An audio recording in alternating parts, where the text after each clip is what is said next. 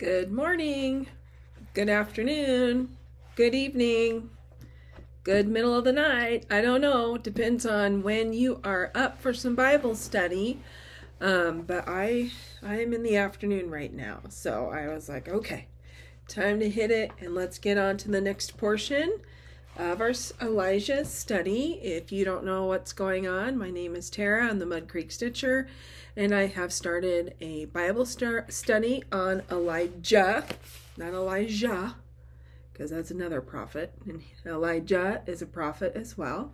This is by Priscilla Shirer.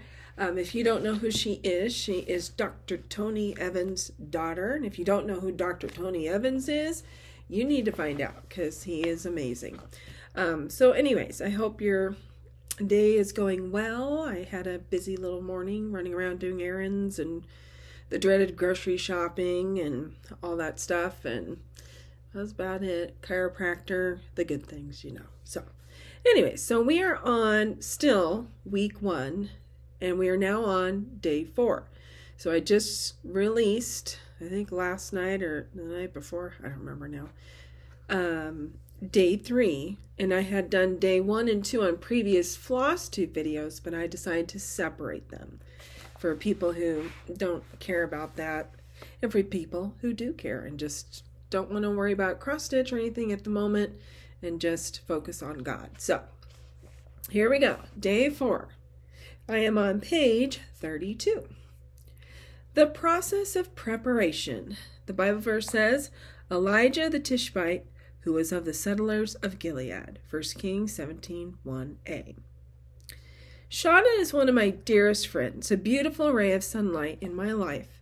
She's honest, she's cheerful, she's generous, she's real. Whenever I see her, I can't help smiling from ear to ear. As a licensed counselor, she's the kind of person who can minister to people from all walks of life about a myriad of issues and concerns. We've known each other a long time and basically raised our children together, offering advice back and forth to one another through their toddler and teenage years. Her oldest, Joshua, is now a cadet at West Point. Her middle child, daughter Eliana, I don't know if I said that right, so if you know, shout it at me, graduated as valedictorian of her high school class, and her youngest, Noah, is a bright, handsome, soft-spoken middle schooler whose smile, I promise, would light up your whole life. Just a minute, it's the phone. Dramatic pause. My husband answered the phone. But before these 3 came along, Shauna and her husband endured the tormenting grief of having to bury their first 2 children. With each pregnancy, the doctor prescribed long stints of bed rest in order to keep the baby protected in her womb. Yet each time she delivered them both early. They were too small, too weak to survive on their own. So she held them and wept over them, watching them take their first and last staccato breaths. First it was Grace, and then it was Caleb. It was never anything but heartbreaking. Why would the Lord allow this? I don't know. That's what she says. I don't know. And I don't know either. But I can tell you this. Whenever I see Shauna speaking to a young woman whose heart has been broken by the loss of a child, excuse me, when I see her folding that woman's trembling hands inside her own, that's when I see her living in the sweet spot of her ministry and effectiveness. Does it negate the pain, grief, and hardship that she and her husband faced? Would they want to live through it again or wish it on anyone else? Absolutely not. But seeing God redeem it this way, funneling it into heartfelt, compassionate ministry to others, does reframe their losses and give their grief purpose. My friend has been prepared for these kinds of ministry moments, prepared by what she's been through, prepared by where she's come from. This same sense of purpose and process is one of the undercurrents of Elijah's example. Let's dig into 1 Kings chapter 17. Okay. Digging.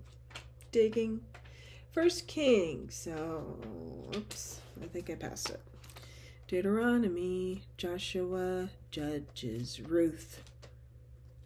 First book of Samuel, second book of Samuel, First and Second Chronicles. Nope.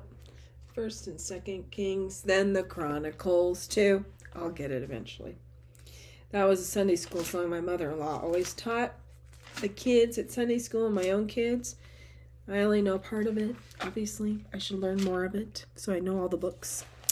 Okay, 1 Kings chapter 17. Once again, I am in the NIV Bible. So if you have something different, it might sound a little different, but in the end, it all means about the same thing.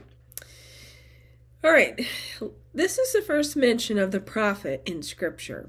And while we don't learn a lot about his background from the opening verse, we at least learn this.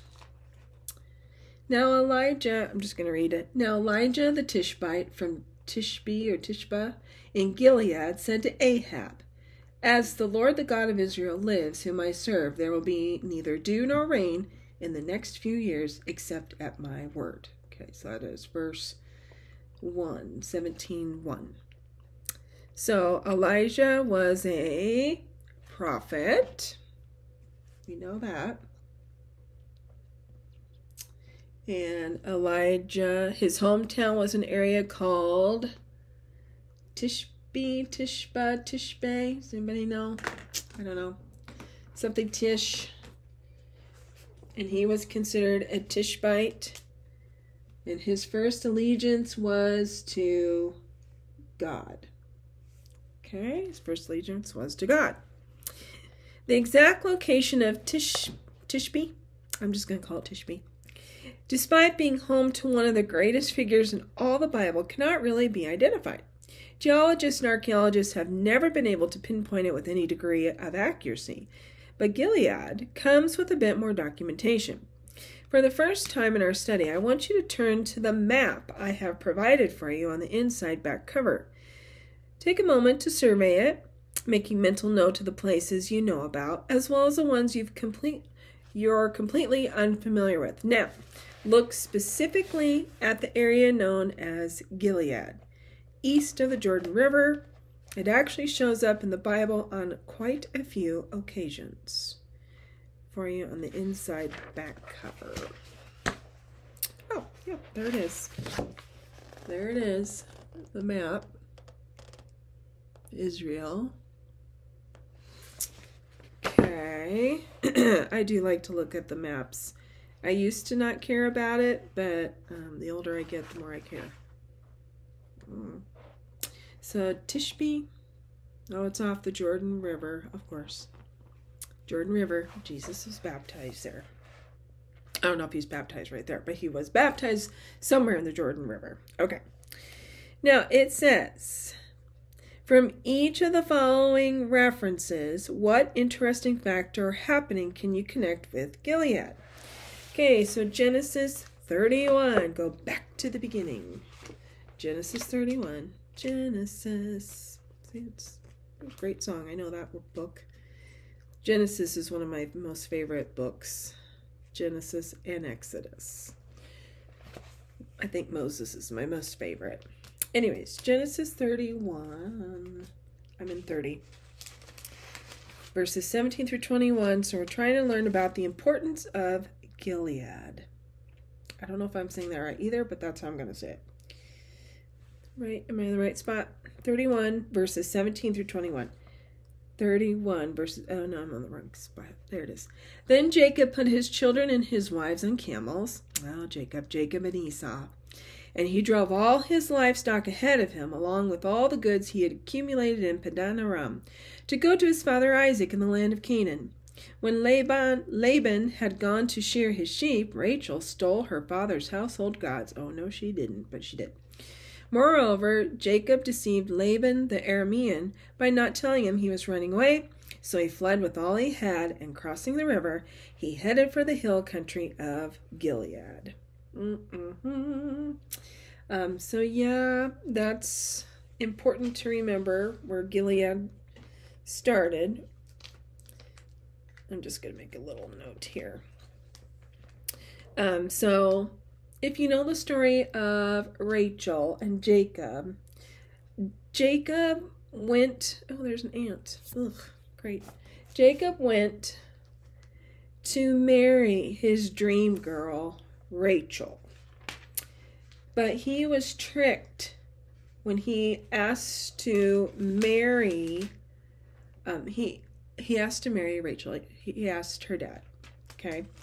And her dad's like, sure. Laban was like, sure, go ahead.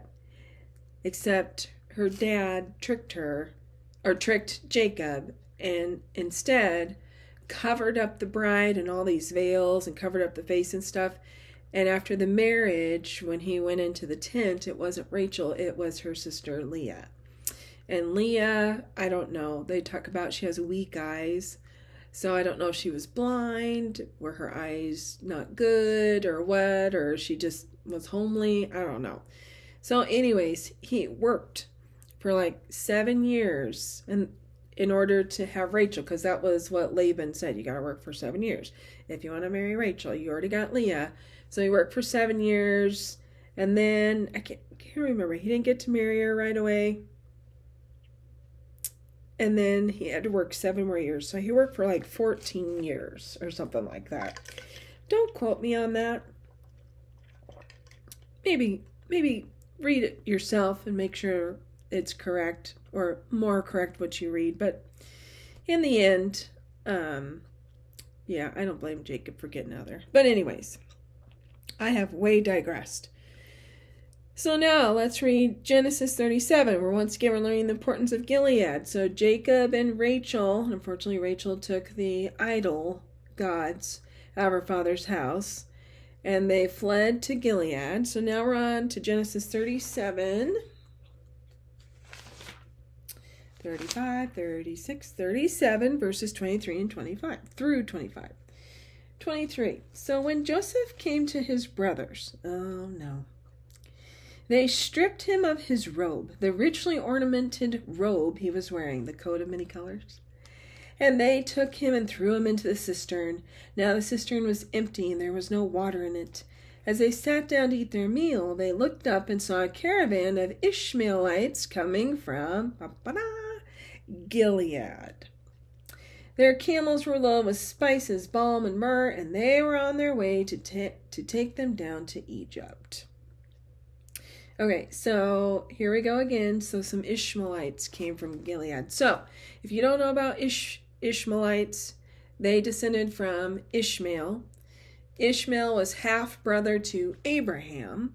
If you go back in the story of Genesis, I don't remember what chapter, but it's in Genesis.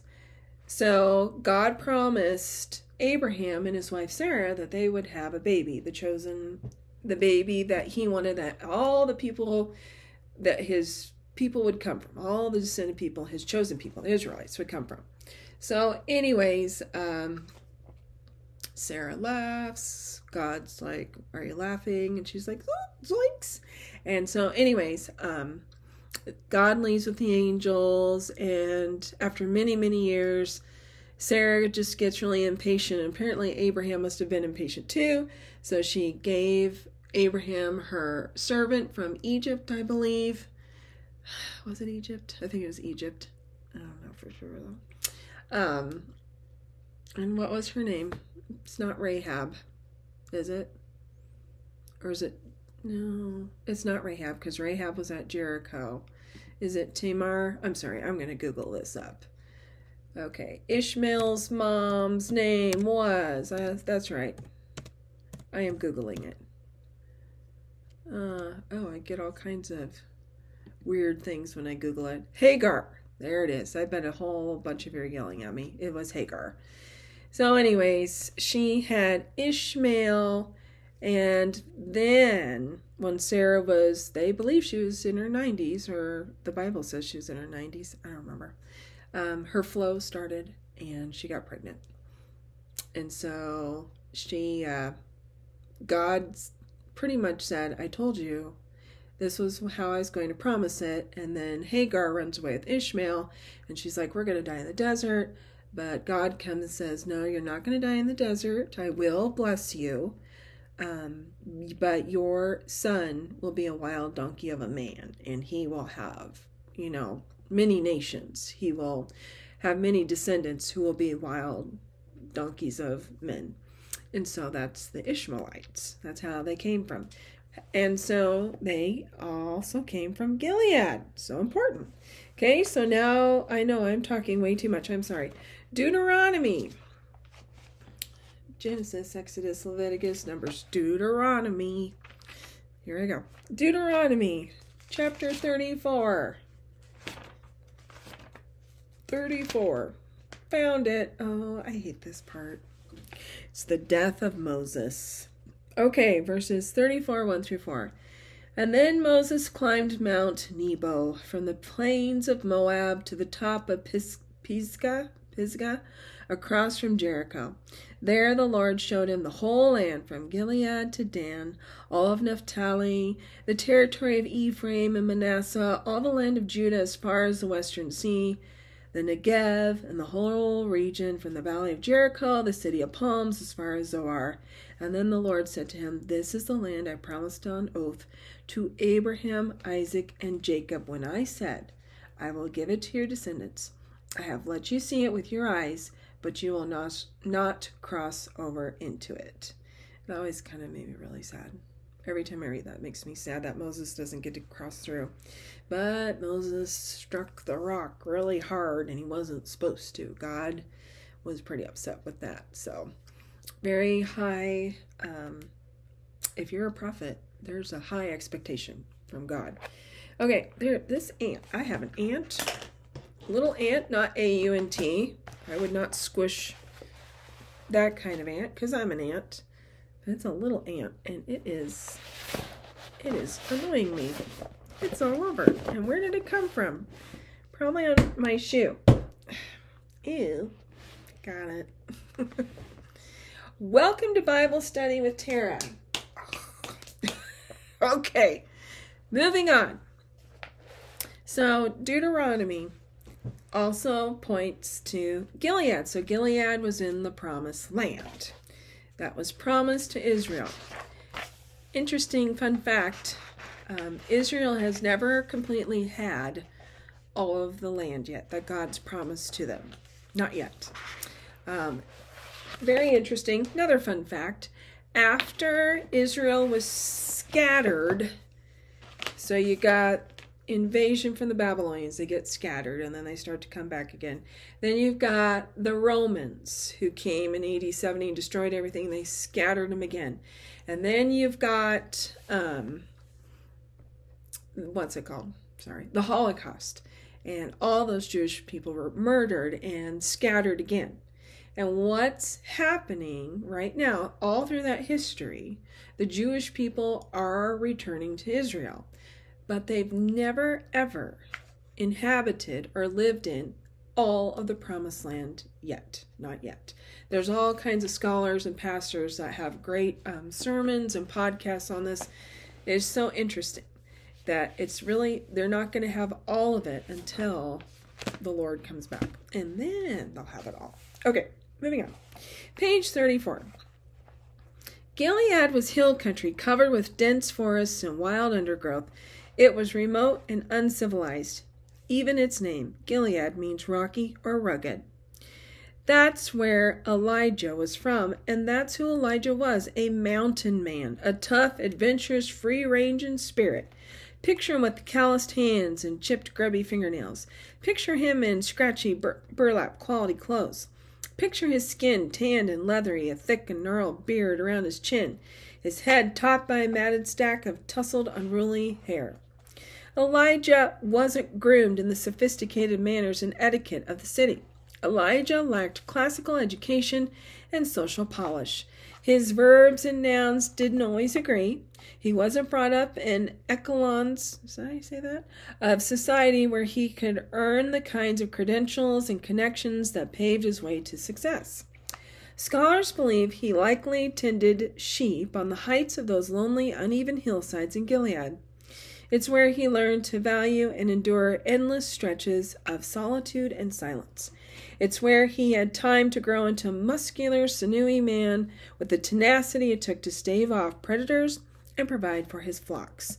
Elijah came from a hard place, a rough place, an obscure place, the right place to be prepared for what God had in store for him.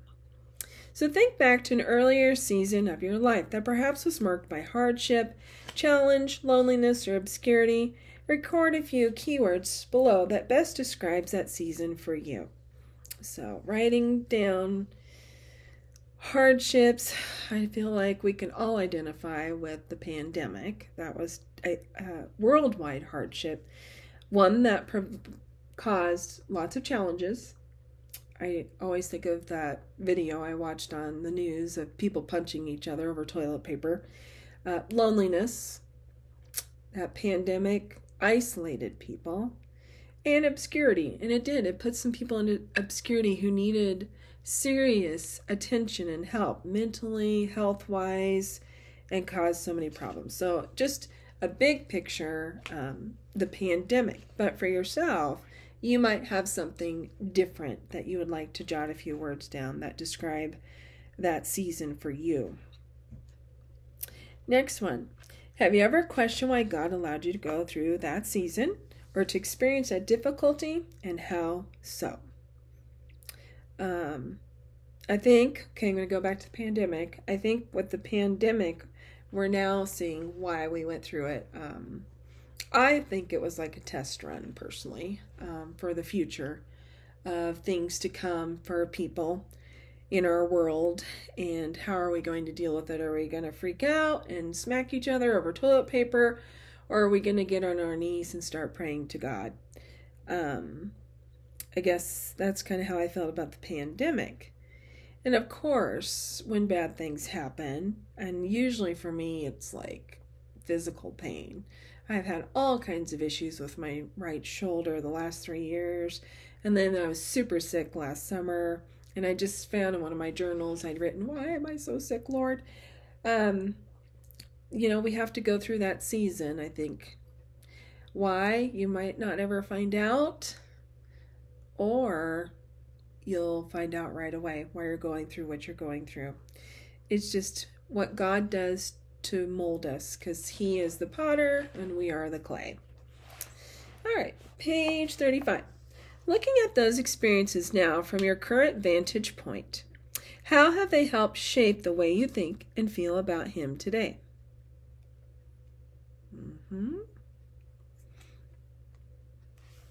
He's a good God. I don't know how you feel about Him. And maybe you're still angry at Him for certain things. I don't know. But in the end, when you take it all in and submit and just let go and quit trying to, be the boss and let the great boss lead you, He's good. Everything He does is for good. For His good, which is our good. But you might not agree. The various events and circumstances that have contributed to your life up until this point have not been accidental. They've not been wasted parts of your process, even if they were difficult, even if they excluded you from certain privileges and your estimation could have propelled you forward faster. Even the evil that's been done against you by people who intended you harm has not been a total loss. This doesn't excuse their wrongdoing, of course. It doesn't minimize the real pain they've caused you, but it does add a layer of perspective and hope. As Joseph could say, after being wrongfully treated by his brothers, after being unjustly enslaved in prison in Egypt, God meant it for good in order to bring about this present result. Yes, He did. For Elijah, the fact that he was raised in an uncouth environment, the fact that he wasn't brought up around more urbane, I don't know if you say that, that's how I'm going to say it, culture, tastes, and people, the fact that he grew up at a distance from mass civilization, the fact that he had no lineage or pedigree even worth mentioning in the Bible, there was a reason for it. All of it set the stage for the life God had planned for him. God used it to give Elijah a clear, objective view of the duplicity that exists in the seat of Israel's power. By virtue of his outback upbringing, Elijah had not been tainted by living up close to the adulterous influences of the city, nor dulled into spiritual apathy, which I think is a big problem right now. Sidebar, I think it's a big problem in our church. My own personal church is apathy, spiritual apathy. by its pious religious activity. Instead, he was able to nurse a growing indignation about the declined moral state because he hadn't been absorbed into its fabric. Being from lowly regarded Gilead, Elijah was naturally unencumbered by the need to impress and please others, which made him an ideal mouthpiece for delivering the righteous message God wanted him to convey. Everything was coming together just the way God wanted it for Elijah and for you in Gilead. Turn the page 36. Thinking back again to some of those situations and experiences God has taken you through, how would you be less committed today, have less clarity on your purpose, or be less assured in adversity if those occurrences had not been part of your past, or of your preparation, or of your process? What would you lack if you hadn't experienced them? So like for me, going back to the pandemic, I don't know if I would panic like I did. I don't know if I panicked. I felt during the pandemic, I felt lost and unsure for a while. But then after a while, it was like, you know what? God's in control. God's allowed this. And, I'm just going to wait it out. A lot of death happened during that time. My mom was in the nursing home. She's still in the nursing home. And that was really hard because I couldn't go in. I had, for a year, I would stand at her outside window once a week, twice a week, and talk to her through her phone because she couldn't answer her phone by herself. And now she can't answer it at all. So I would have to call the nursing home, say I'm coming. Then they would meet me in her room, and she had a roommate, and they'd have to wheel her around her roommate and open the phone for her and help her. And that was a year. Why did that stuff happen? I don't know. Why did it happen? Why did we have to go through all of that? And would I handled it better 20 years ago? Absolutely not. No. 20 years ago, I would have been crying like a baby during the pandemic. I would have been out there sanitizing the mailbox. Do you remember how they're all like, you might have COVID on your mail, wait 24 hours to get your mail out of the mailbox? Do you remember all that? I don't know. I would have been psycho about it. I would have worn masks. I probably would have worn 12 masks. And instead, I was anti-mask. I was that person. The only time I wore masks was because I had to. If I went to the nursing home, if I wanted to see my newborn granddaughter, and of course my job. I had to wear it at school. That was horrible. I just kept thinking, we need to trust God. We just need to let him take care of it. He's allowed it. He will take care of it. But I don't know.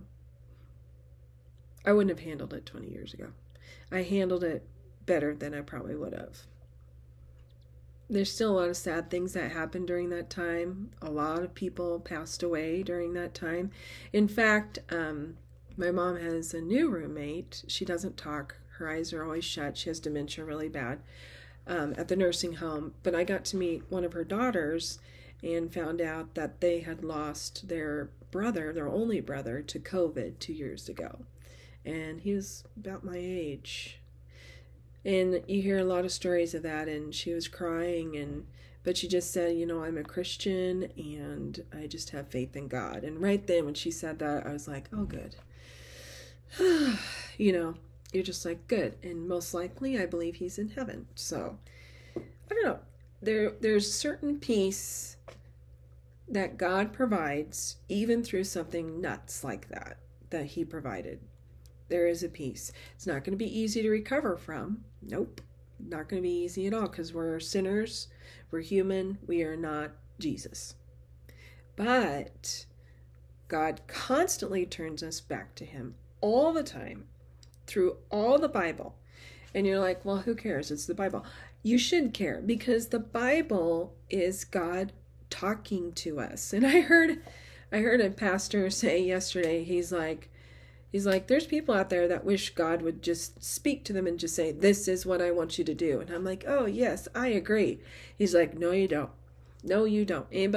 Anytime anybody that God talked to, he's like the Transfiguration. What did Peter, James, and John do when God spoke? They fell like dead men. So he's like, no, you don't. I'm like, yeah, that's a good point. But God gave us his word. God's telling us exactly what to do in the Bible. That is his voice. That is him talking. That is him talking safely to us so we don't pass out every 5 seconds trying to read his word. Could you imagine that? Oh, I'm going to read over and over. That wouldn't be good. Sorry, I was a one-act coach. Okay, moving on. Last part. Sorry, I talked a lot this time. Wait, I talk a lot all the time. During Elijah's unrecorded years in Gilead, he somehow came to really know Yahweh. Maybe it was his father or mother who taught him the record of God's faithfulness to Israel. Maybe some of the older shepherds he worked around were in the habit of pointing out God's living, active, moving presence among them in Gilead. Maybe it was in the quietness of performing his everyday shepherding tasks that Elijah sensed God supernaturally revealing himself to his soon-to-be representative. One way or another, while doing his tedious, mundane, lonesome work, while facing hardships we'll never know, Elijah had been exposed to influences that convinced him Jehovah wasn't just one deity among other options. He developed a deep knowledge, reverence, and understanding for Yahweh's covenant with his people, a holy perspective that would form the basis for his first prophetic declaration in Scripture. This God, Israel's God, was a jealous God who had no intention of sharing his glory with man-made idols. That's what Elijah learned in Gilead. Page 37. In Gilead, where he was from. In Gilead, where his heart was formed. In Gilead, where his own personal set of trials and difficulties became the start of a process of living and thinking and navigating his journey by faith. The backside of that raw, rugged desert was God's way of bringing Elijah around to know him in a way that he would never have experienced him otherwise. Now he was ready to declare God's word with boldness and authority.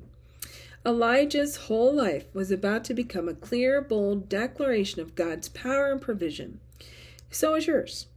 Where you have come from, what you have been through. All of it's been preparing you for the purpose he's planned next for you. So as we close today's lesson, take a few moments to thank the Lord for your journey thus far. Thank you, Lord. Ask him to give you the courage to trust that he is using every part of it, even the difficult or despairing parts, to form you into his image, to focus your passions and pursuits, and to funnel you into the stream of his purposes for this generation and for future generations. So, you need to thank God for the trials and tribulations you have gone through, the heartache, the pain, because it's turned you into that caring, compassionate person that he needs you to be to help take care of others. So, that is the end of day 4, week 1. Woohoo! And so I will be prepping tomorrow, day 5. So thank you for sticking around and putting up with me. Thank you for your comments, your likes. And once again, if you have any prayers, prayer requests, if you are like, no, Tara, you pronounced this wrong, please tell me. Or you said this wrong, please tell me, because I want it right. So anyways, all right. Thank you so much, and we will see you again next time.